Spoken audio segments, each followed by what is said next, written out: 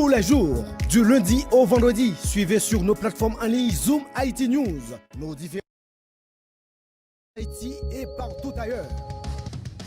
Pas besoin d'attendre des heures pour être informé. Zoom IT est là et vous présente l'information en temps réel.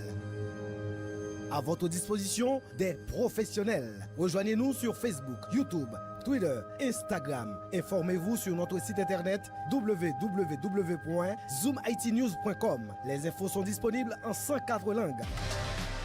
Partout où il y a des Haïtiens, nous sommes là. Zoom IT News. L'humain avant tout.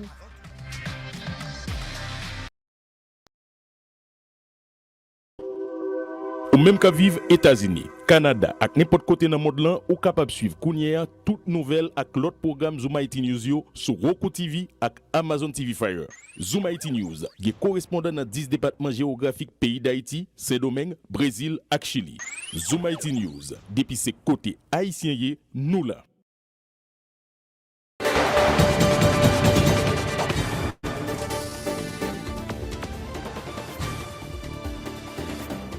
Mesdames, Messieurs, chers internautes, fidèles de Zoom IT News, bonsoir. Voici les faits marquants de l'actualité de la semaine.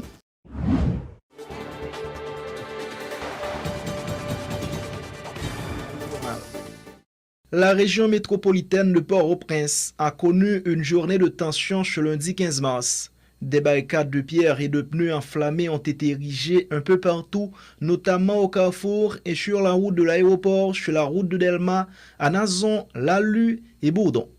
Des membres du groupe Fantôme 509, accompagnés de motards et d'autres citoyens, ont parcouru plusieurs artères de la capitale en signant de protestation à ce qui s'est passé vendredi dernier lors de l'opération avortée de plusieurs unités de la PNH.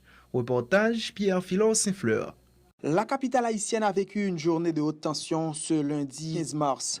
Pendant presque toute la journée, la circulation des véhicules a été grandement perturbée au niveau de plusieurs axes routiers de la région métropolitaine de Port-au-Prince.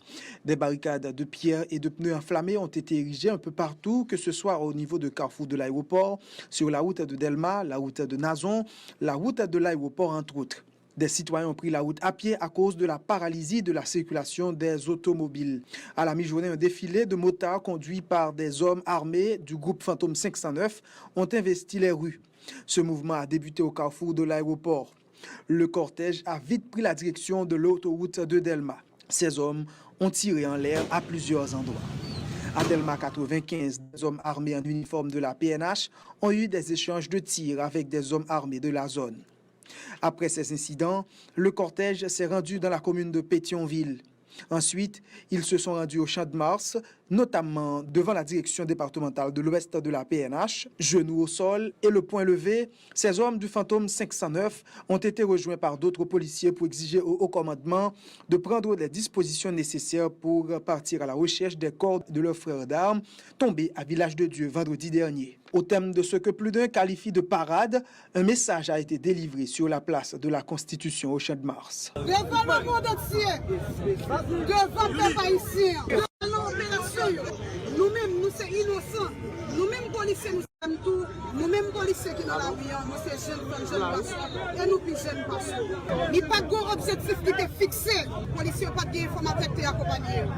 Ça veut dire que devant le monde, les policiers ont été à l'abattoir. Nous avons fait les policiers à l'abattoir. Aujourd'hui, on était pour la rien, on demandait.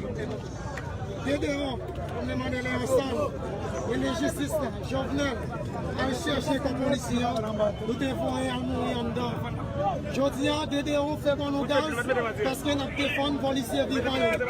Nous dit, Dédéon, nous pas de problème ensemble. Nous avons ensemble, nous avons balle, nous avons bataille. Mais au seul bagaille, après le massacre qui vient faire souffrir dans le village, nous ne pouvons pas tirer sur les policiers pour les ensemble, pas continuer à assassiner sur nous. Nous faisons la paix avec eux, ils recevront l'ordre, et des démons, ils ont exécuté l'ordre. Je dis à ma petite frère d'Amoyon, rejoignez défenseurs, policiers, vivants, pour nous capables de continuer à défendre nous. Il faut dire que ce mouvement spontané est organisé à la suite de l'échec de l'opération de plusieurs unités de la police nationale au village de Dieu, où 4 policiers, Georges Renoir Vivender, Désilus Whistler, Eugène Stanley, Ariel Poulard ont été tués et 8 autres ont été blessés alors qu'ils ont tenté de mettre la main au collet des bandits qui terrorisent la population. Selon la présidence, ces 4 policiers tués à Village de Dieu dans l'exercice de leurs fonctions intègrent le panthéon de nos vaillants héros de l'indépendance. 3 journées de deuil national ont été décrétées sur tout le territoire national à partir de ce lundi 15 mars jusqu'au mercredi 17 mars 2021 pour saluer la mémoire de ces braves policiers tombés dans l'exercice de leurs fonctions. Les drapeaux seront mis en berne sur tous les édifices publics, écrit la présidence dans son communiqué. Ici Pierre Philor Saint-Fleur à Port-au-Prince, Zoom Haïti News.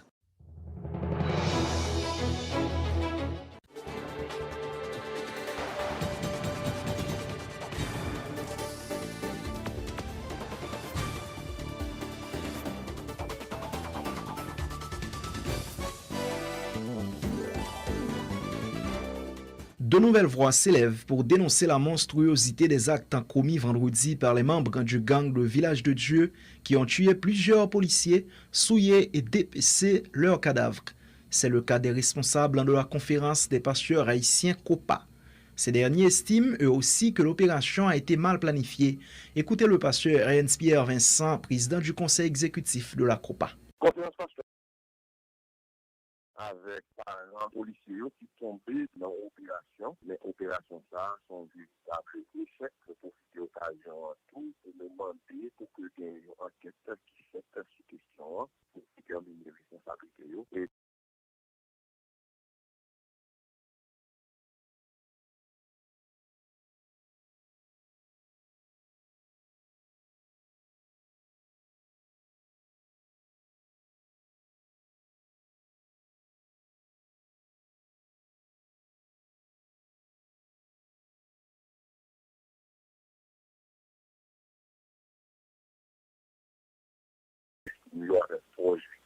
nous sommes capables de opération pas planifiée, mais nous estimons que l'échec côté policier comme des montants à l'aéroport, nous estimons que c'est une planification de cette sens-là pour que ça nous vienne parce que c'est pas normal pour que les policiers puissent crier au secours pendant plus de 2 heures de temps. Personne ne va répondre à l'appel du policier. Même après l'événement, on va avoir un effort qui se fait pour la police nationale là, au commandement police pour qu'il y ait récupéré même un reste du monde qui trouve dans le village. Non pas pour rester seulement une négligence qui fait arriver gens de l'État, mais non que c'est qu'il y ait une volonté de coopération par ces gens. Donc, on est pour qui ça va passer comme ça, mais nous croyons que c'est qu'il y ait une volonté pour le passer qui soit passé là, et il y a un résultat que nous gagnons. Des citoyens de diverses zones de la région métropolitaine de Port-au-Prince ont réagi suite à la décision du président de la République de demander de l'aide technique à l'Organisation des États américains afin de combattre le phénomène de l'insécurité sévissant dans le pays. Ces habitants s'opposent catégoriquement à cette sollicitation, estimant que l'OEA est responsable de la situation actuelle du pays.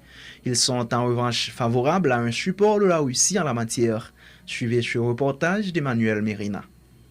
Il n'est un secret pour personne que la situation sécuritaire du pays ces derniers mois inquiète et traumatise les Haïtiens, en particulier ceux vivant dans les zones métropolitaines de Port-au-Prince, reconnaissent à ses citoyens. L'échec de l'opération policière, soldée par la mort tragique de 4 agents de la police nationale d'Haïti, n'a fait qu'augmenter de manière exponentielle cette inquiétude chez la population civile de la vie de ces riverains. Il s'oppose cependant au support technique demandé par le chef de l'État à l'Organisation des États américains pour combattre le phénomène de l'insécurité dans le pays. L'insécurité qui ronge le pays est le résultat de la mauvaise politique de cette organisation hémisphérique vis-à-vis d'Haïti, affirment ces derniers, croyant que c'est la symbiose entre le peuple haïtien et la police nationale qui permettra de parvenir à bout de ce phénomène. Jodi là, c'est pas OEA qui pral di nous qui ça pour nous faire.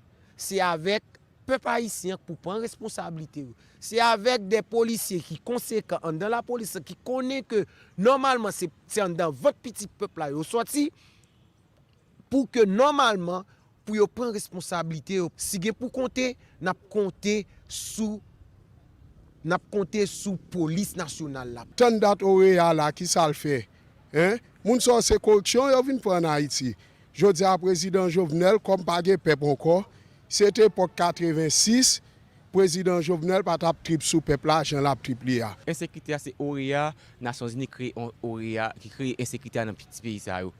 Pas gen aucun aide pour le bono. Aide pour le bono c'est plus munitions pour livrer by Jovenel Moïse pour Jovenel bâti monsieur pour continuer pays en otage pour continuer voler richesse pays. Pas oublier Haïti gen mine, gen richesse en bataille pour chaque Haïti c'est un l'état qui pas un l'état gaspillé, un l'état gangosien, un l'état volé qui cap exploiter richesse ça. Chaque Haïtien a 100 millions de dollars dans poche, 100 millions de dollars avec dans poche. Le président de la République n'a aucune volonté de combattre l'insécurité ni œuvrer au démantèlement des gangs dans le pays, estimant ses riverains. De l'avis de ses compatriotes, le locataire du Palais national sollicite cette aide uniquement pour réaliser des élections frauduleuses dans le pays afin que le PHTK se maintienne au pouvoir. L'immense aide là, c'est parce qu'il connaît un bagage bien le besoin fait.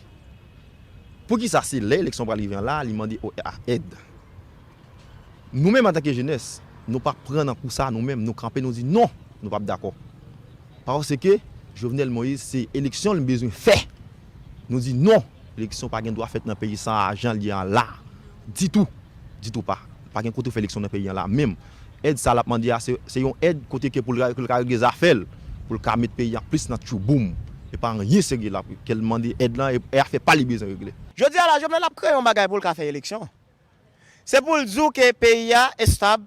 Ça veut dire qu'on a un ex à la voyer derrière là pour vite faire élection. Ça veut dire qu'on a là petit monsieur eux-mêmes qui dans le village là qu'on a le replier et puis pour monsieur dou libre bon le faire élection. Ou va faire élection à qui est? Pour qui est-ce qu'on va faire élection ça? Pour PHTK encore, pour Matéli, pour la motte qui débarque qui gagne les portes 600 galil là, ils te font commande 600 galil là. Après m'te ouais ça. M'te ouais je dis là côté bagarre en tant que jeune cap étudiant, côté bagarre arrivé en là, m'te qu'en ouais la privé plus loin et la privé plus loin.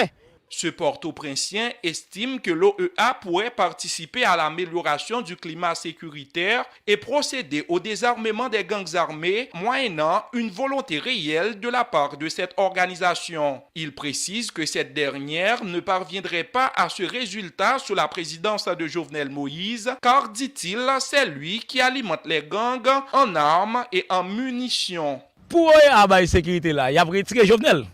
Il a pris Jovenel, il a lavel. Aussitôt que vous prenez Jovenel, il a lavel. Aussitôt que vous prenez Jovenel, il a lavel. Kounya là, l'autre troupe qui entre en Haïti, car Kounya là fait des armements, car il cherche des bagages. Mais si vous retirez Jovenel, qui ça? Sérieux. Attends, comme si pour Jean-Jovenel, bon, depuis 7 février, mandat Jovenel fini, Jovenel est là toujours. Mais ça me trouve, par contre, me trouve perdu. Non, ça m'a dit. Ces habitants, eux, croient dur comme fer que c'est à travers une coopération sud-sud qu'on arrivera à combattre la faim et le phénomène de l'insécurité dans le pays. Ils pensent que le pays doit solliciter de préférence de l'aide de la Russie qui s'est montrée déjà intéressée. Les États-Unis, problème, les États-Unis, c'est censé soucier nous. Nous ne pouvons pas compter sur les États-Unis. On fait manger droite là, on peut gauche là, qui verse la Russie, la Chine, qui peut aider nous. Côté c'est eux-mêmes qui apprennent nous vivre avec nous. Ça veut dire toute jeunesse là, toute petite pays, on fait manger droite là, qui depuis de cette année, ils ont tué Jean-Jacques Dessalines parce qu'il a porté un changement pour le peuple là, pour m'assurer de tout le monde vivre comme monde. Je dis à là, nous t'avons même plutôt État là aussi t'a venu aider nous. Parce que nous là, Amérique pas jamais faire rien de sérieux pour nous. Canada pas jamais faire rien de sérieux pour nous. La France pas jamais faire rien de sérieux. Plutôt nous entrer dans sud-sud là, nous entrer en bas mais là aussi plutôt là aider nous à travers deux bails. Est-ce qu'on comprend ça me tout? Et Jean pays a dirigé comme si son pays de pas gen moun. Il faut rappeler que la demande d'aide du président de la République survient 3 jours après l'échec de l'opération de la police nationale au village de Dieu. Notons que la population haïtienne ne connaisse les causes de ce fiasco. Jusqu'à présent, aucun membre du haut état-major ou du Conseil supérieur de la police nationale n'a démissionné en conséquence. Ici, Emmanuel Mirena depuis la capitale haïtienne Port-au-Prince, Zoom Haïti News. La proposition de la Russie de venir en aide à Haïti suscite des réactions. Historiens, professeurs, politiciens se donnent à cœur joie. Dernière réaction en date, celle de Fresnel Jean, avocat et professeur rapport de paix, chef-lieu du département du Nord-Ouest. Questionné par Wilgens de Villas, le correspondant de Zoom Haïti News dans la cité de Valparaiso, Maître Fresnel Jean a minimisé l'offre de la Russie. Pour étayer ses propos, il a brandi l'accord le Yalta, signé après la Seconde Guerre mondiale, qui interdit une possible intervention militaire de la Russie sur le continent américain, en faisant certainement allusion à la doctrine de Monroe. Cependant, celui que l'on surnomme Maître Juju plaide en faveur d'une aide financière de la Fédération russe qui serait bienvenue. Et nous pensons que si la Russie a envie d'aider Haïti, effectivement, l'aide au fait aurait dû être une aide économique. Pour ça, la Russie pas injecté quelques, bon pas des milliards, non, bon au moins $1 milliard. Avec $1 milliard, ouais, qui ça a fait en Haïti? Combien l'hôpital qu'a créé, combien l'université qu'a créé, ok, donc combien terrain et football que nous avons amélioré, ok, combien de kilomètres de route que nous avons fait dans le pays.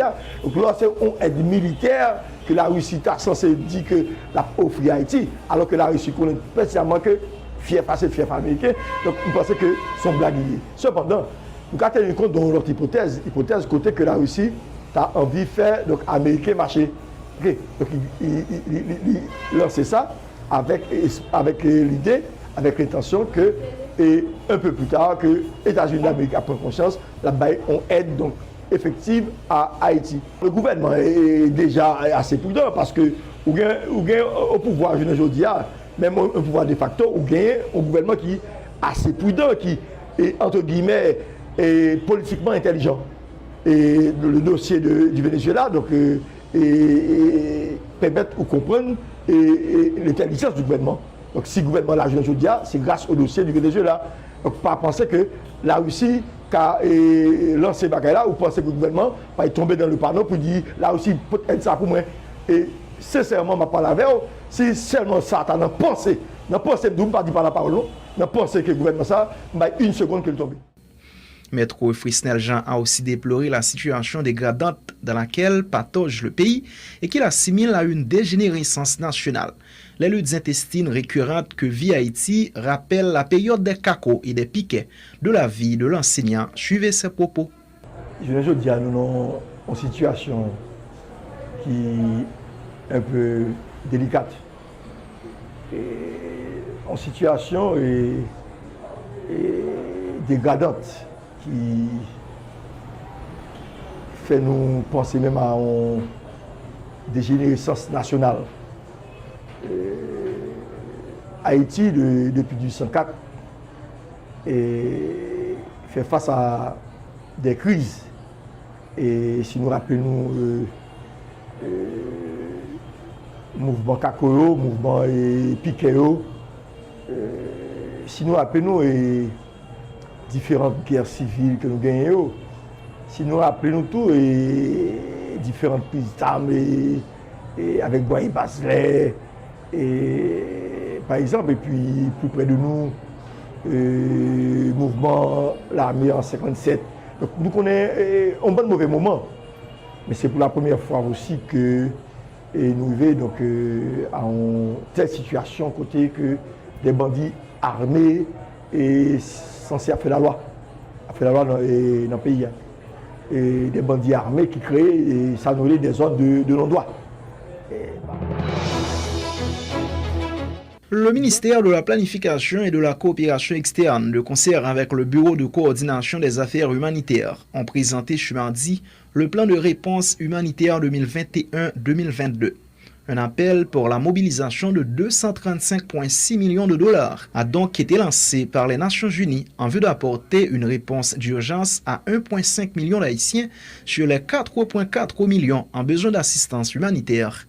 Reportage Diego Charles. Le plan de réponse humanitaire 2021-2022, issu d'une entente entre les partenaires humanitaires et leurs autorités gouvernementales, couvre les principaux secteurs humanitaires en Haïti. C'est un outil d'orientation de l'action humanitaire pour les 2 prochaines années, tout en prenant en compte 57% des femmes et des filles, 49% des enfants et 14% des personnes en situation de handicap. Le document s'articule sur 4 grands objectifs stratégiques, selon le chef du bureau à l'OCHA, Christian Kriegbaum. Le premier objectif, c'est travailler ou renforcer les synergies entre les acteurs humanitaires et les acteurs de développement. Deuxième objectif stratégique, c'est de pouvoir répondre aux urgences, notamment sur les services essentiels. C'est sécurité alimentaire, c'est la santé, c'est l'éducation, c'est l'eau, l'hygiène, l'assainissement. Troisième objectif stratégique, c'est de regarder tous les aspects de protection et de regarder également la redevabilité, de voir comment on est plus redevable vis-à-vis des populations les plus vulnérables. Ce plan vise aussi à faciliter la collaboration entre les acteurs de développement humanitaire, informe l'OCHA. Bruno Lemarquis, représentant spécial adjoint du secrétaire général des Nations Unies en Haïti, rappelle que la plupart des besoins humanitaires en Haïti sont chroniques. Il croit que la dégradation des conditions de vie des Haïtiens provient de la fragilité du pays sur le plan sociopolitique, environnemental et économique. Bruno Lemarquis a aussi mis l'accent sur la hausse vertigineuse du nombre de personnes en situation de vulnérabilité et d'insécurité alimentaire, passant de 1,6 million en 2016 à 4,4 millions en 2021. L'année dernière, nous avons rajouté crise Covid qui a un impact sur la situation économique. Donc c'est une situation très complexe et c'est une situation qui a généré un pile besoin humanitaire. Les gens qui ont besoin humanitaire continuent à augmenter. 1,6 million de personnes qui étaient en besoin d'assistance humanitaire en 2016, qu'on y a chiffre là alimenté à 4,4. Donc 1,6 en 2016, 4,4 en 2021. Situation pas bon. Et dans une période côté pas de gain désastre naturel. Oui. L'année dernière, pas de gain gros cyclone, pas de gain gros désastre naturel. Malgré ça, chiffre n'est vraiment pas bon. Pour 2021, nous pas comme ça qu'à passer à la situation politique. Nous connaissons le gain en crise socio-politique, ça a toujours gain implication sur la situation humanitaire. Donc maintenant, nous avons lancé un gros appel pour la communauté internationale et nationale pour nous mobiliser, pour nous apporter toute aide, surtout pour les gens qui sont plus vulnérables, pour nous faire face. Il y a un peu d'attention qui est calée sur l'autre crise dans la région du Sahel, Moyen-Orient, Syrie, Yémen. Ça, c'est pays qui a fait appel humanitaire de milliards de dollars. Donc, crise humanitaire, réponse humanitaire en Haïti sous-financée. Nous remercions les bailleurs de fonds, mais il était sous-financé.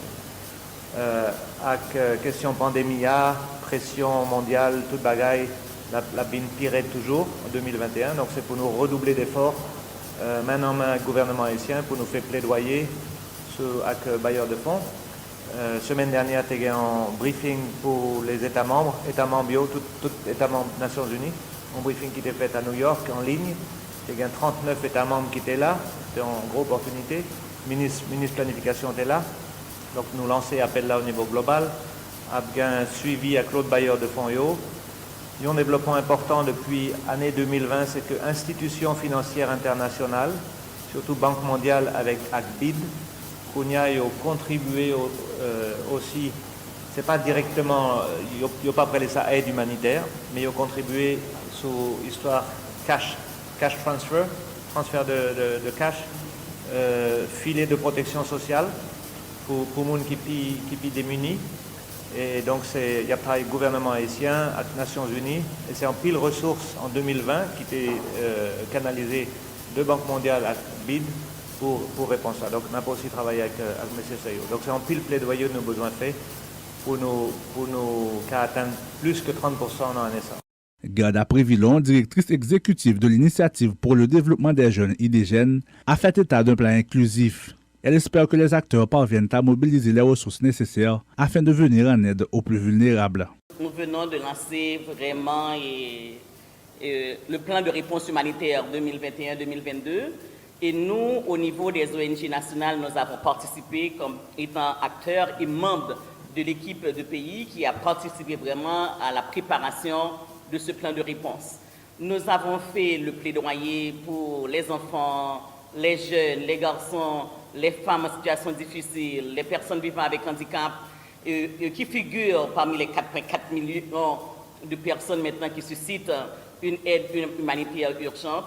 Nous avons aussi montré comment l'implication des femmes surtout, des femmes chefs d'organisation, des femmes chefs de ménage, comment cette implication peut faciliter vraiment l'accès et la réponse vraiment à une crise humanitaire tant au niveau régional et au niveau local et communautaire. Nous avons lancé un grand appel vraiment aux partenaires techniques et financiers pour qu'ils puissent nous aider à mobiliser les ressources nécessaires pour qu'on ait vraiment les moyens qu'il faut pour répondre aux besoins de ces... Nous avons choisi une catégorie, les personnes qui sont plus vulnérables, 1,2 million de personnes vraiment en situation d'urgence et qui nécessitent vraiment cette aide humanitaire. Le directeur du ministère de la Planification et de la Coopération externe, Wilfried Traynor, a mentionné la nécessité d'adapter les projets aux besoins réels du pays afin que les réponses soient appropriées aux priorités du gouvernement. Les 4,4 millions d'Haïtiens qui sont dans le besoin d'une aide humanitaire d'urgence en 2021, selon l'OCHA, représentent 40% de la population.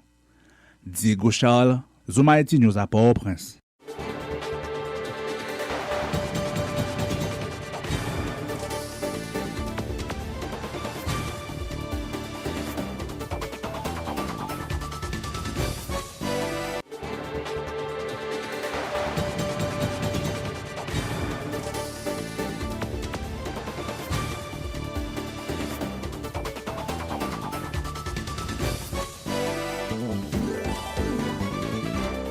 Une situation de tension a régné tôt ce mercredi 17 mars dans la matinée jusqu'à la mi-journée dans plusieurs communes de la capitale haïtienne, dont Pétionville et Delma. À la base de cette situation, des policiers du groupe Fantôme 509 qui réclamaient du gouvernement et du directeur général de la PNH les dépouilles de leurs frères d'armes tués par les bandits lors de l'opération menée à Village de Dieu vendredi dernier. Ce mouvement de protestation a provoqué la paralysie de toutes les activités dans les communes précitées, les écoles, les commerces et le transport en commun. Ces policiers qui circulaient à bord de motocyclettes se sont rendus au quartier général de l'unité SWAT pour se recueillir sur un monument symbolique érigé en mémoire des victimes. Reportage Emmanuel Mérina. À la grande surprise générale, les communes de Delma et de Pétionville sont réveillées en effervescence à ce mercredi 17 mars. Les écoliers qui prenaient le chemin de l'école se sont vus obligés de rebousser chemin. Les véhicules du transport en commun qui transportaient timidement des passagers d'un point à un autre avaient dû finalement abandonner leur entreprise à cause des pneus enflammés entreposés sur les chaussées. Cette situation a provoqué un embouteillage monstre à cause des conducteurs de véhicules qui se sont empressés de rentrer chez eux. Les maisons de commerce n'étaient pas un reste de cette réalité. Les rideaux de fer des entreprises, notamment de la commune de Delma, étaient baissés. Les portes des institutions bancaires restaient fermées pendant toute la matinée de ce mercredi. Pour ce qui est des petits détaillants dont la présence est souvent remarquée en grand nombre en temps normal, notamment au niveau de Delma 32 et Carrefour de l'aéroport, rares ont été remarqués dans ces espaces. Le hic de la journée n'est autre que l'entreprise de vente de véhicules Universal Motors incendiée par des individus qui organisaient une manifestation spontanée sur la route de l'aéroport. Certains d'entre eux ont été appréhendés par des agents de la police nationale alors qu'ils se trouvaient à bord de véhicules volés lors de leur intrusion dans cette entreprise. Plusieurs véhicules ont été la proie des flammes. Le directeur général de cette entreprise, Réginald Boulos, impute la responsabilité de ce qui s'est passé aux membres du gouvernement en place qui, dit-il, profèrent constamment des menaces voilées contre ces entreprises. Ici, Emmanuel Mérina, depuis la capitale haïtienne Port-au-Prince, Zoom Haïti News. Nouvelle journée de tension à Port-au-Prince. Moins de 24 heures après l'audit suivi de la mise en isolement de l'inspecteur de police Carl-Henri Boucher. Des policiers du groupe Fantôme 509 ont sillonné plusieurs zones de la région métropolitaine en signant de colère par rapport à l'opération policière avortée à Village de Dieu, causant la mort de plus de 5 policiers et 18 autres blessés. La circulation des véhicules et les activités commerciales ont été grandement perturbées au cours de la journée. Suivez ce reportage de Pierre Philor Saint-Fleur. L'audition suivie de la mise en isolement du directeur des services généraux de renseignement de la police nationale, l'inspecteur Carl-Henri Boucher, accusé d'avoir saboté l'opération policière à Village de Dieu le vendredi 12 mars dernier, semble avoir mis de l'huile dans le moteur de la mobilisation des policiers nationaux. Mercredi 17 mars, entre indignation, tristesse, frustration et colère, des policiers, toutes unités confondues, ont réalisé une nouvelle opération de force dans la région métropolitaine de Port-au-Prince. Objectif, exiger au haut commandement de la PNH de prendre les dispositions nécessaires pour partir à la recherche des corps de leurs frères d'armes tombés à Village de Dieu. À partir d'aujourd'hui, si Léon Charles, comme DG, Baga, a acheté, si vous avez jeune policier pour nous, si moi état-major, Baga a acheté, si vous avez viande, soit pour nous par être boy là. Nous pas reconnaître Léon Charles à tout le état-major comme pour capturer nous encore. Léon Charles, nous sommes des policiers formés. Nous devons recevoir une formation académique. Quand tout ça faire, pas bien ou pas un policier ou c'est un militaire. Aujourd'hui, ou politicien, tout côté dans la police là. Très nombreux dans les rues ce mercredi, les policiers qui ont fait leur parcours généralement à moto ont pris pour cible le commandant en chef de la PNH, Léon Charles, dont il réclame la démission. Arrivé devant la direction générale de la PNH à Claircine, ce policier n'a pas pu tenir ses larmes quand il s'agit de parler de ses frères d'armes tombés dans des conditions inacceptables à Village de Dieu. C'est animal qui va couler. Promotion non. Que Léon Charles fait par un autre capitaine Maïssa pour lui, et il connaît qu'elle décrit dans le char. Je dis, nous avons coulé dans un nom. Il coule sous nos vivandes. Il s'est électrique de pareil, moi. Tout petit. Là, nous grandis. Là, nous grand monde. Nous avons coulé dans un nom. Il coule dans le nom Ariel. Vent soldat. Boy. Vous te mettez plus à terre pour te bataille. Mais Léon Charles, vend nous, frère. Vous êtes à ma joie, vend nous. Mais ma petite monsieur, nous allons grands. Nous allons pour payer ça clair. Et nous allons porter plainte. Nous allons continuer à porter plainte pour Léon Charles. À tout le monde à ma joie. Devant toutes les instances de l'amour. Dans le paquet, ministère de la Justice, pour l'État juger pour crime odieux ça qu'ils ont fait. Entre pleurs et mots de solidarité, ce policier a adressé ce message à ses frères policiers éparpillés un peu partout à travers le pays. Policier Carrefour, l'autre Carrefour pour nous. Policier Pétionville, l'autre Pétionville. Policier Delma, n'a bloqué Delma. Policier Gérald Bataille, n'a bloqué Gérald Bataille. Policier au Cap, nous connaissons bien monsieur. N'est qu'on n'a pas jamais lâche. Sous nos animaux, n'a bloqué au Cap. Policier Nord-Ouest, qui c'est mon pays, n'est qu'on a de policiers. Monsieur Nicolas, Gérald Bell, Ansa Follet, n'a coupé zone Sao, nous pas travailler. Nous avons déposé les armes, nous avons pris des commissariats, nous avons pris la rue. Pour jusqu'à ce que Léon Charles, avec Joute, qui était bien à ISO, a acheté des civils policiers pour nous. De la direction générale de la PNH au carrefour de l'aéroport, le cortège a pris la direction de l'autoroute de Delma. Direction le commissariat de Delma 33 afin d'exiger la libération des policiers arrêtés et emprisonnés de manière illégale, disent-ils. Tout policier qui est en prison illégal. C'est ça nous dit.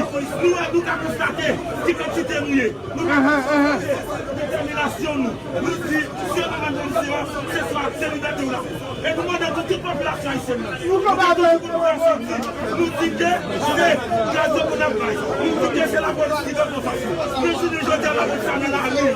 Nous demandons le jour de aujourd'hui, Arrivé sur les lieux, la tension allait monter d'un cran entre les manifestants et les responsables du commissariat de Delma 33. Des tirs sporadiques ont été entendus. Des barricades de pneus enflammés ont été érigées à l'intérieur même de la cour du commissariat.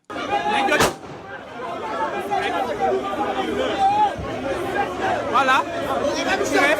Après des heures d'échanges et d'invectives entre les policiers du groupe Fantôme 509 et les responsables du commissariat de Delma 33, les 4 policiers incarcérés selon les policiers du groupe Fantôme 509 illégalement au commissariat de Delma 33 ont finalement été libérés.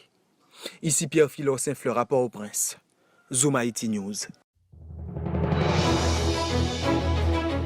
L'actionnaire majoritaire de la Universal Motors, Reginald Boulos, cité par Radio Zénith, a dénoncé une main politique. Il souligne que le pouvoir avait promis de lui rendre la vie dure. Il a aussi dénoncé des infiltrations du mouvement des policiers. Le docteur Boulos est également le propriétaire d'une chaîne de supermarchés dont certains ont été incendiés et pillés lors du mouvement des 6 et 7 juillet 2018. Il allait depuis se transformer en leader politique, responsable du mouvement MTV Haïti, qui fait partie de l'opposition.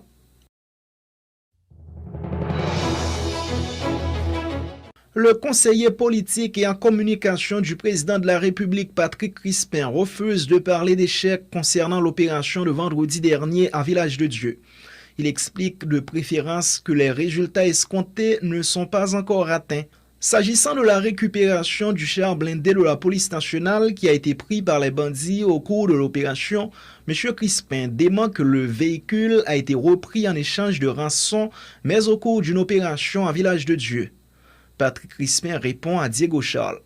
Nous-mêmes au niveau de la présidence, n'ont pas qualifié opération policière qui fait dans le village de Dieu à un échec, c'est une opération qui fait résultat escompté par quoi atteindre, objectif visé par quoi atteindre et de plus en plus, puisqu'il y a d'autres interventions qui ont été faites qui sont capables de croiser et finir à question banditisme là dans zone de nos droits dans le pays dans intervention on regrette que des gains victimes dans camp la police que nous déplorer un bien famille bonio souhaiter que y ait une justice pour policiers ça qui tombé dans condition tout le monde est tombé et puis j'ai d'autres monde qui victimes dans société que ce soit dans le cadre kidnapping que ce soit dans le cadre banditisme comment la police nationale d'Haïti comment administration Moïse Jout là est capable d'agir contre intérêt national comment le est capable aussi bien passer outre des lois de la République pour arriver à négocier à bandit pour permettre que vous arrivez à récupérer chaque bandit au prend. La police nationale d'Haïti, ils fait une intervention dans le village de Dieu. Deux interventions ça que vous fait, ils ont récupéré chaque. La police nationale d'Haïti et autorité de sécurité publique avec la police nationale qui fait intervention et qui veut récupérer blindé dans moment opportun service communication capable d'informer la presse comme vous toujours fait pour chaque acte que vous posez informer la presse de ça que vous fait et de ça que vous réalisé et à partir de ce moment-là question ça la bienvenue police nationale a fait tout ça possible et imaginable dans cadre fonction dans cadre responsabilité pour faire respecter valeurs policiers dans la rue pour faire respecter valeurs et image la police nationale là donc bandit pas qu'à gain raison sur la police, c'est la police qui a toujours bien raison sur bandit. Il y a un peu le pays qui qui gagne expertise ça dans combattre banditisme là caillou et bien que je ne vous dis aide ça assistance ça que le gouvernement haïtien et bien a bien pour le travail sur lui avec paysans mio pour capable de bénéficier et bien et que c'est une assistance logistique et didactique pour que yo capable de former haïtiens faire action yo cap travailler dans le domaine pour la sécurité pour mieux armer pour mieux outiller pour que travail yo ka mieux coordonné mieux finir les souterrains pour capable bailler plus bon résultat.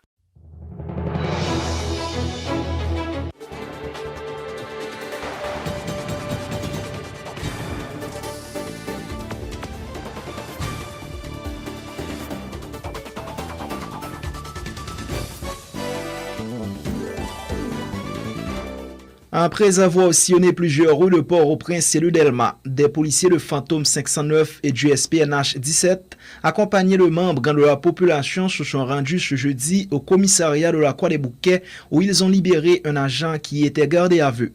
Ce dernier a été injustement arrêté, expliquent les protestataires qui avaient évité de se rendre à la prison civile.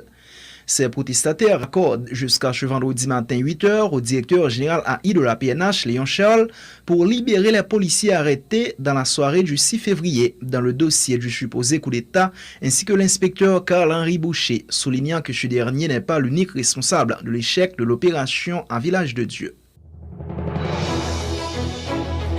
Les bénéficiaires des transferts de la diaspora perdent environ 4 milliards de gourdes chaque mois, selon l'économiste Fritz Alphonse Jean. Rappelant que les transferts vers Haïti se situent autour de 260 millions de dollars, l'ancien gouverneur de la Banque centrale explique que l'écart entre le taux de référence de la BRH et le taux de la transaction est de 15 gouttes. M. Jean estime que la BRH serait bien inspirée de faire retrait de sa circulaire relative au paiement des transferts uniquement en gouttes. L'économiste Fritz Alphonse Jean.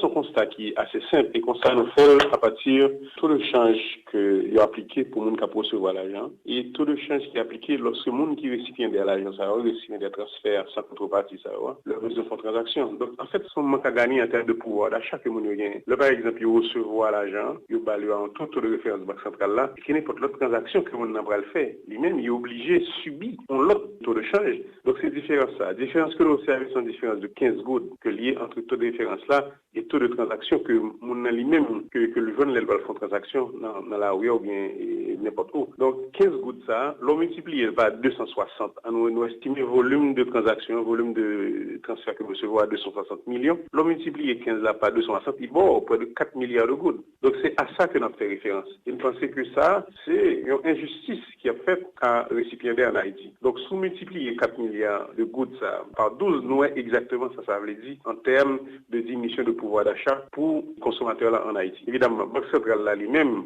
dit, est prisonnier de situation politique là. Il est obligé de faire, mettre dehors, édicter en série de circulaires. Et c'est dans la situation ça que nous sommes. Ces situations ça que nous sommes, sont pièges à conflit que nous vivons là en Haïti. On va regarder une série de mesures qui a pris, c'est des mesures extrêmement difficiles. Regardez par exemple, si on prend le dernier tableau d'opération financière que le ministère de l'économie et des finances a publié, à côté que, il était doué 49 milliards de gouttes, qui opération que vous faites? Il a prêté 54 milliards, puis il a payé 49 milliards. Donc, on a une situation de banqueroute généralisée en pays. Donc, même le président Jovenel allait, équipe qui prend en charge les rênes de l'administration publique, il a bien pu faire face à une situation extrêmement exécrable au point de vue des finances publiques. Bon, premièrement, il faut que nous arrêtions d'hémorragie. Premièrement, c'est évident que mon qui est responsable des finances publiques, qu'on y a là, mon qui est responsable des politiques, les affaires de la chose publique, il n'est pas capable. Parce que faut nous rendre compte de ça. En Haïti, justement, mon pas jamais tiré conséquences dans une série de mauvaises actions que hypothèse que nous faisons au niveau des INOP par rapport à tout ça que nous sommes détaillés là, pour qu'arriver à un environnement, en mise en confiance de toute institution politique pour qu'arriver aux élections. Donc nous pensons que pour faire face à ça, au besoin au minimum 750 à 800 millions de dollars.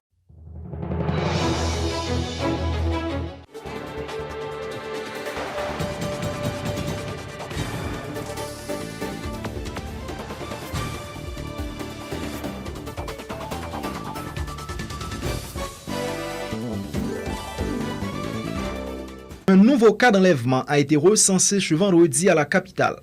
Il s'agit de Kenol Félix, le propriétaire de l'entreprise funéraire Sainte-Rose de Lima, qui a été kidnappé au centre-ville. À la rue Saint-Honoré, où se situe la maison mère de l'entreprise, des riverains avaient dressé des barricades enflammées pour exiger la libération de l'homme d'affaires. Cela fait environ 2 semaines depuis qu'aucun cas d'enlèvement n'avait été signalé à la capitale, surtout après la mesure prise par le Premier ministre Joseph Jout d'interdire la circulation des véhicules aux vitres teintées, à l'exception de ceux portant la nouvelle plaque d'immatriculation officielle, corps diplomatique et corps consulaire. L'homme d'affaires et responsable du mouvement de la troisième voie, Dr Réginald Damboulos, a organisé ce vendredi une visite des lieux environ 36 heures après l'attaque et le pillage mercredi dernier de son entreprise, la Universal Motors. Il a une fois de plus dénoncé cet acte qu'il qualifie de terroriste, tout en pointant du doigt une fois de plus le président contesté Jovenel Moïse. Suivez ce compte-rendu de Diego Charles. S'exprimant au terme de cette visite des lieux, Réginald Boulos a assimilé l'incendie suivi du pillage de son entreprise de vente et de réparation de véhicules mercredi dernier à une attaque ciblée. Dr Boulos a clairement dit que ce ne sont pas les manifestants qui ont mené l'attaque, mais plutôt un groupe de bandits armés qui étaient en mission. Nous tous connaissons aujourd'hui, ce n'est pas manifestant qui a attaqué Universal Motors. Ce n'est pas peuple qui a attaqué Universal Motors. C'est un petit groupe bandit qui vient pour ça, qui est bien armé, armes automatiques, cocktail molotov, ils voyez en Nissan en 10 minutes, employé en danger, client en danger, business en du feu. L'homme d'affaires de 65 ans, qui s'investit depuis quelques temps dans la politique active, laisse croire que le pouvoir en place serait à l'origine de cet acte qu'il qualifie de terroriste. Car selon le dirigeant du mouvement de la troisième voie, cette attaque ne vise pas à le taper uniquement sur le plan économique.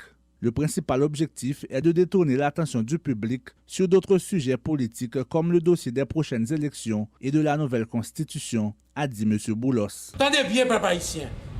C'est servi avec Boulos pour distraire nous. C'est diversion y a fait. Boulos pas important aujourd'hui, mais craser constitution important. Faire vieille élection important. Distribuer même 4 démalogues là, 2 fois, 3 fois, 4 fois, important. Nous pas quitter ou changer de bar. Le patron de la Universal Motors, d'Autoplaza et des entreprises d'Elimot affirme haut et fort qu'il ne se laissera pas intimider, quitte à ce qu'il soit à nouveau victime d'autres attaques du même genre. Yo pas casser l'homme. Yo pas casser l'homme. Parce que Boulos à pouvoir, c'est 2 projets différents. Si c'est tape pour m'bran, pour peuple haïtien jouer une libération, nous fait commencer par tape.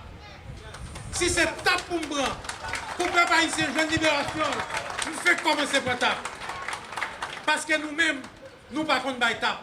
C'est travail nous compte créer. Aucun bilan n'est encore disponible concernant les actes de vandalisme perpétrés à la Universal Motors, selon Réginald Boulos. Toutefois, il dénonce le fait que les employés de l'institution ont été malmenés par les malfrats. Je servais à gang aujourd'hui, puis ils viennent attaquer nous. Employés blessés, employés prennent coup, ils cherchent à kidnapper. Ils ont pire ancien employé Nissan, mais le chita à côté là. Depuis 86, il est dans Nissan. Ils ont directeur crédit à coup parce qu'il a cherché à défendre. Ils ont blessé. 2 employés nous, c'est dans l'échelle, ils sont sortis là derrière nous, puis ils ont échappé. Cette attaque contre la Universal Motors a menacé les emplois d'environ 200 personnes, selon M. Boulos. Le dirigeant politique, qui n'était pas en mesure de communiquer la date de la réouverture de l'entreprise, donne cependant la garantie que les salaires des employés ne seront pas affectés. Pendant le temps de travail, pour nous tirer des limites là, tirer des employés qui ont perdu le job en 2018, pour nous joindre travail, là nous allons ouvrir Delma 32 dans 3 mois. Ils viennent sortir là puis ils mettent 200 employés Universal Motors en chômage. Et mais ils pas prendre chômage. M'a dit yo, pas combien de jours Universal Motors a pris pour l'ouvrir, même qu'on n'est pas un employé qui a perdu un jour de travail. Même s'il parle d'attaque ciblée, Réginald Boulos n'a pas encore décidé s'il portera plainte ou pas. Toutefois, il pense que les autorités compétentes devraient déjà se saisir du dossier. Diego Charles, Zoom IT News à Port-au-Prince. Le coprésident du collectif Défenseurs Plus, Antonal Mortimé, dénonce l'attitude des policiers du groupe Fantôme 509 qui, lors des derniers mouvements de protestation, forcent les portes des commissariats et des prisons pour libérer leurs frères placés en garde à vue. D'après lui, cette situation traduit la défaillance et le manque de leadership au niveau de l'institution policière. Écoutez ces déclarations. Bon, au niveau Défenseurs Plus, nous pensons que c'est pas un bon bagage, mais il y a des groupes monde qui sont contre la police et puis il y a des autres monde qui mettent le monde dehors sans une décision de justice. Cependant, nous pensons que situation ça traduit défaillance, des manques de leadership qui gagnent dans la police qui enveloppent nos crises institutionnelles et qui ont une dimension politique. Et nous-mêmes nous rendons compte, policiers, n'ont pas fait instance qu'il a dans la police là pour faire suivi sous problème. Ils ont confiance, c'est une inspection générale. Ils n'ont pas fait la justice confiance pour. Ça traduit un manque de confiance dans l'institution pays, donc recommande par la police, inspection générale et la justice comme telle. Et pour nous reprendre confiance, nous pensons que l'institution yo agit plus sérieux dans la décision à prendre, ni les a puni qui fait faute, ni les a mené enquête sur des gens qui ont des allégations contre eux. Le coordonnateur national du parti NIFOS dénonce l'amateurisme des hauts gradés de la police nationale dans le cadre de l'opération menée le 12 mars dernier à Village de Dieu. Opération soldée par au moins 4 morts et des blessés dans les rangs de la PNH. Paul Denis souligne la confusion qui caractérise cette opération. Dans l'intervalle, l'ancien ministre de la Justice et de la Sécurité publique condamne le comportement des responsables qui avaient fait fi des cris des policiers en difficulté. Paul Denis. Opération ça, qui était menée au village de Dieu. Son opération, on regarde bien, ouais, d'abord, le commandement, son commandement incompétent. Et on peut se demander, nous avons organisé l'opération ça, qui compétence de parce qu'on aurait dit que c'était des nuls qui ont dirigé l'opération. Malheureusement, il finit là, avec une quantité de blessés, et puis 5 ou 6 minutes, dans des conditions que normalement, le résultat, résultat qui sortit de cette opération, s'il y avait une gestion correcte de cette opération, c'est pas ça, nous avons comme résultat, et pas de qui tombe. Nous nous habitués depuis longtemps, depuis même l'année dernière, à une série d'opérations, et d'ailleurs, on n'a jamais eu de bilan sur ces opérations. Et je dis à ce qui s'est passé la semaine dernière, montrez-nous avec comment on a improvisé une opération dans le village de Dieu, côté vraiment, on aurait dit que c'était les amateurs qui ont conduit l'opération. Il n'y a pas gagné une reconnaissance. On va nous dire que qui fait préalablement, pas gagné un renseignement sur dispositif adversaire, pas gagné collision du groupe police nationale. Et donc, conclusion totale qui est la marque de cette opération. Là, un matin,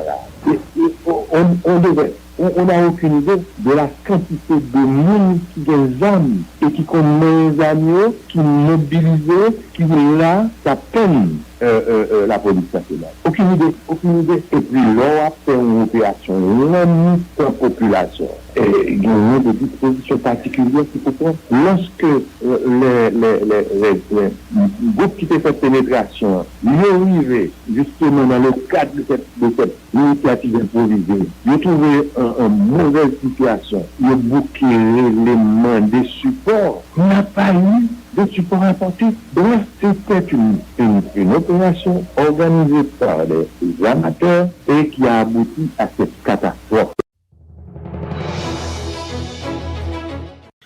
Visite ce vendredi de l'ambassadeur de Taïwan en Haïti sur le chantier de l'hôpital au Fatma dans la localité de la Saline à Port-de-Paix. L'objectif était de s'enquérir de l'avancement des travaux. Suivez ce reportage signé Pierre Philor Saint-Fleur et Wilgens Desfilas. Cette visite consistait pour l'ambassadeur du Taïwan en Haïti, Richard Wen Jiankyu, de s'enquérir de l'état d'avancement des travaux de construction du centre hospitalier moderne à La Saline, une localité située à Port-de-Paix dans le département du Nord-Ouest. Ce projet financé par la République de Chine-Taïwan à hauteur de 8 millions de dollars américains participe de la volonté du gouvernement taïwanais d'aider au développement d'Haïti, affirme le diplomate qui se félicite des avancées réalisées dans le cadre de la mise en œuvre du projet. Nous travaillons avec le gouvernement haïtien pour établir un plan national pour donner aux besoins plus nécessaires dans le pays. C'est vrai que je pense que là, ici, l'hôpital Fatma sera certainement un hôpital au niveau, non seulement pour le Nord-Ouest, même au niveau national, même au niveau dans la région. Je pense que ça devrait être un projet, un très beau projet qu'on peut être très fier, ce qu'on apporte pour le bien du peuple. La présélection. Demain, on fera, n'est-ce pas, un petit concours de niveau pour sélectionner les 30 meilleurs étudiants. Dans combien de domaines? Dans tous les domaines. Selon le directeur général de l'OFATMA, le Dr Joseph Agabus, le projet qui est déjà réalisé à 40% sera bientôt bouclé et l'inauguration de l'hôpital aura lieu en septembre prochain, a-t-il annoncé. L'accessibilité des cartes permettant d'obtenir les services de base est déjà une réalité, informe le docteur Agabus, qui se dit reconnaissant envers la République de Chine-Taïwan. Même septembre, il n'est pas d'inauguration là pour démarrer, parce que nous commençons à réunir tout équipement, et c'est dans le Taïwan, encore qu'à l'hôpital là, tout équipé. Donc, il y a un recrutement qui est déjà commencé pour les personnels? Non, pas encore, mais nous avons des gens qui former qui moun dans zone nan qui déjà dans structure Fatma dans l'hôpital ou Fatma déjà et qui capable venir bailler coup de main parce que yo déjà recevoir des un pile d'entraînement dans différents services. Bon, en plus de 4 services de base qui constituent l'hôpital et nous parler de chirurgie, pédiatrie, maternité, médecine interne, nous avons bien l'autre service spécialisé tant pour orthopédie, tant pour ophtalmologie pour yeux, orthopédie pour les gens qui fracturés, qui traumatisés, nous avons bien urologie, nous avons bien dialyse, nous avons bien néphrologue et dans l'imagerie, nous avons bien laboratoire qui est bien équipé, nous avons bien radiographie, nous avons bien endoscopie, nous avons bien scanner. Encore faut nous rappeler que c'est donc République de Chine, Taïwan, à hauteur de 8 millions d'euros pour construction de l'hôpital. Donc, il y a des équipements capable venir tout, tant pour lire, radiographie, CT scan, et là, c'est une promesse président capable. Le délégué départemental du Nord-Ouest, Wesley Dordoy, pour sa part, a affiché également son optimisme quant à l'achèvement des travaux de construction de ce centre hospitalier. Le représentant du gouvernement dans le département du Nord-Ouest se réjouit de cette initiative qui sera bénéfique à la population, dit-il. Il faut surtout ça, surtout dans l'Ouest, besoin de l'hôpital parce que nous manquons l'hôpital effectivement. Nous connaissons que les services ne sont pas dans l'hôpital ici, pour de paix, ni la paix, ni Immaculée, ni Sénégal du Nord, heureusement. Première dame République là, Mme Mathilde Moïse, a insisté pour créer l'hôpital au Fatma. Il était fait des marches du côté du directeur général et du côté de l'ambassade de Taïwan. Effectivement, l'hôpital a commencé à 60% pour le finir.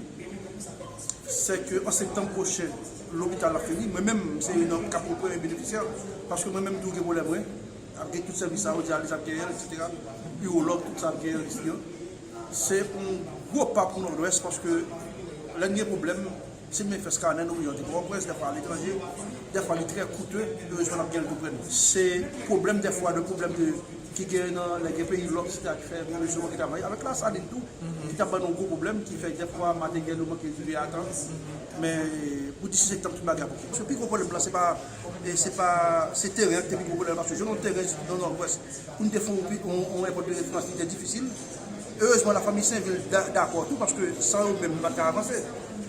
Ils sont d'accord pour mettre le terrain à la disposition et puis pour nous avancer. Sauf que nous pouvons dédommager, c'est ça qui est important pour nous dédommager, pour nous casser. Donc, vous êtes satisfait du projet jusqu'à présent? Oui, nous sommes très satisfaits du projet, de façon que la va avancer. Cet hôpital offrira des services de médecine interne, obstétrique, gynécologie, pédiatrie et chirurgie, les soins en urologie, ophtalmologie, dermatologie, radiologie et soins dentaires. Il sera également équipé d'un service de dialyse, d'un laboratoire, d'une salle de physiothérapie et d'orthopédie, de 2 salles d'opération et de 15 cabinets de clinique externe. Un hélicoptère et un bâtiment pour loger le personnel hospitalier seront en outre érigés grâce au soutien de la République de Chine-Taïwan. Le représentant du gouvernement taïwanais en a profité pour annoncer la disponibilité dans un proche avenir de 30 bourses d'études pour des étudiants haïtiens à Taïwan dans des domaines divers. Ici Pierre Philor Saint-Fleur et Wilgens Derilas à Port-de-Paix dans le département du Nord-Ouest pour Zoom Haïti News. La vaccination contre le coronavirus ne sera pas obligatoire en Haïti, selon un décret présidentiel publié mardi qui a fait état de l'approbation du Conseil des ministres concernant la réception du vaccin. Cependant, les intéressés devront signer un formulaire de désistement de toute poursuite contre les fabricants et l'État haïtien en cas de manifestation d'effets indésirables graves suite à l'administration du vaccin, selon le décret. La Fédération haïtienne de football a fait le point sur la rencontre de la sélection nationale contre Belize au stade Silvio Cator le 25 mars prochain.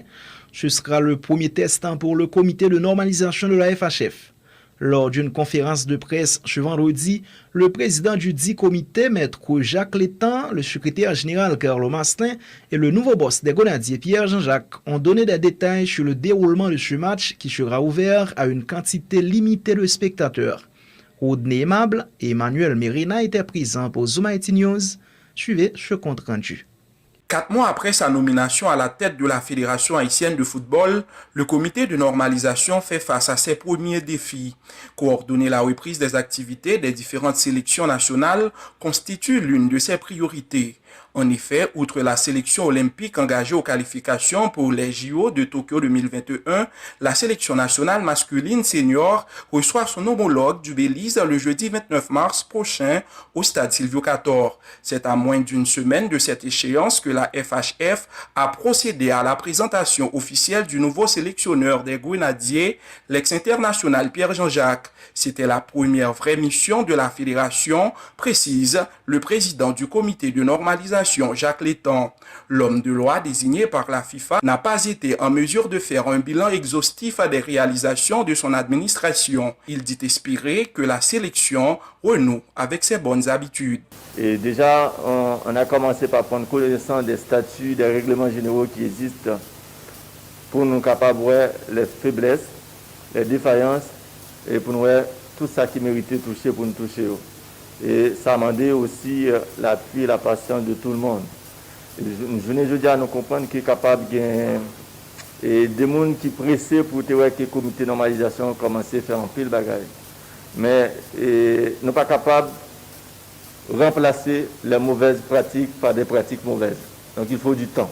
On a décidé de faire appel au sélectionneur haïtien, à M. Pierre Jean-Jacques que vous avez là, avec vous aujourd'hui, qui parle avec nous et qui, j'en lui entendre et organiser lui avec équipe pour lui permettre que la sélection nationale senior arrive avec de bons résultats qu'on a habitué à faire.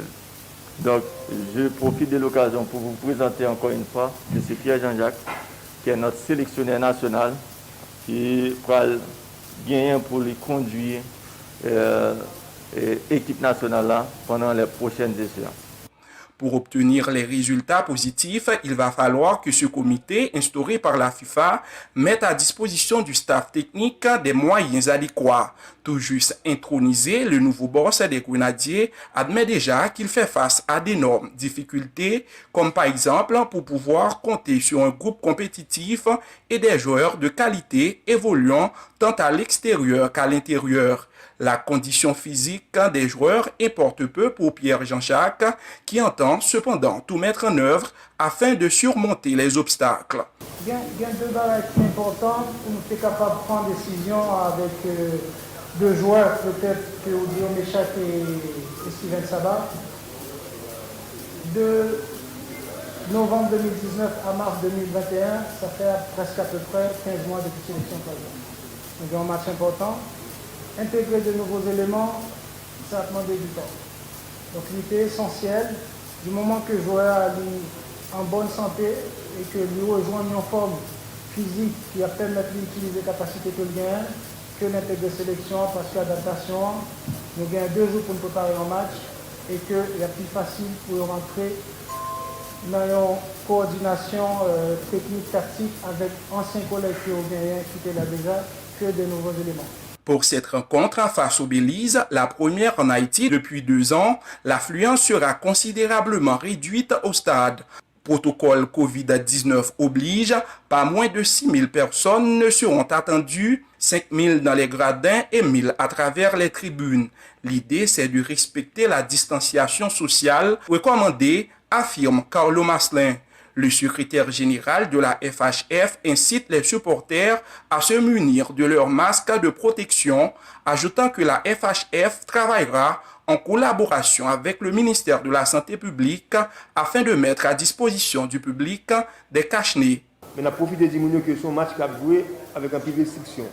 Notamment que tout Haïtien a une chance de participer physiquement dans le match, mais par rapport avec les mesures barrières, on a seulement il y a une opportunité pour nous recevoir 5 000 personnes dans le gardien et 1 000 personnes dans la tribune centrale. Alors, en aidez-nous, M. Zami Lapressio, qui généralement aide nous dans la question d'organisation de match.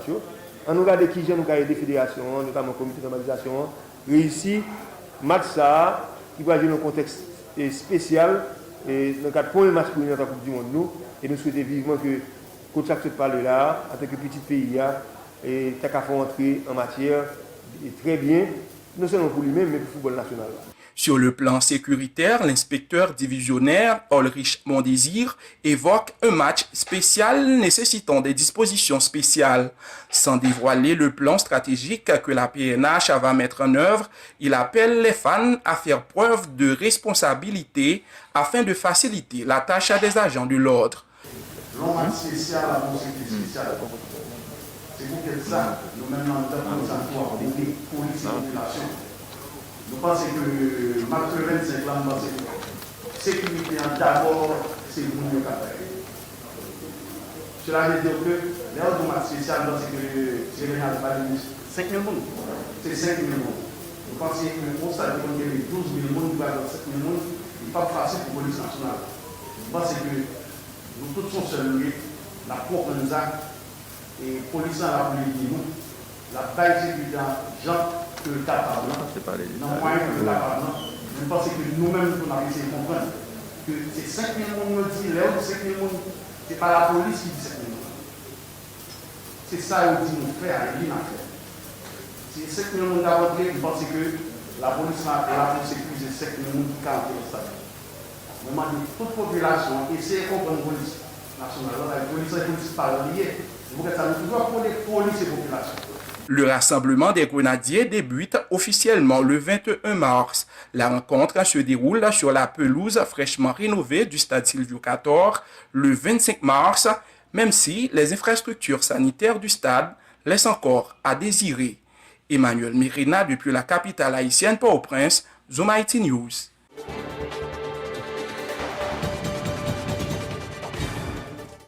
C'était la revue de la semaine du journal de Zoom Haïti News. Restez branchés sur les réseaux sociaux et surtout, informez-vous sur notre site internet www.zoomhaitinews.com. Les infos sont disponibles en 104 langues. Au revoir et bon week-end.